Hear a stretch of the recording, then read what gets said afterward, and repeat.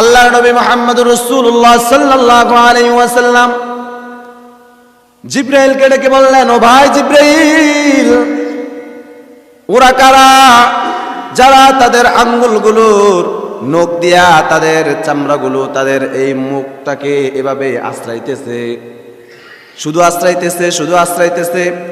ওই লোকগুলো কারা? এই লোকগুলো তো আমি চিনতে পারলাম না। আল্লাহর নবী মুহাম্মদ রাসূলুল্লাহ সাল্লাল্লাহু আলাইহি ওয়াসাল্লামের এই প্রশ্নের উত্তরে জিবরাইল বললেন, ইয়া রাসূলুল্লাহ, ইয়া হাবিবাল্লাহ,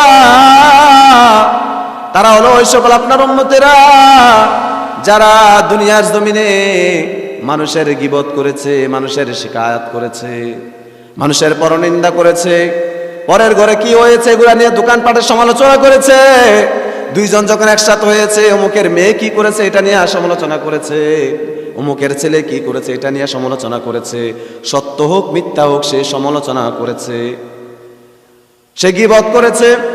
আল গীবাতু আসাদ্দু মিনাল কতাল, গীবত হচ্ছে একজন মানুষকে জবাই করলে যেই গুনাহ হবে ওই সমপরিমাণ গুনাহ যে গীবত করবে তার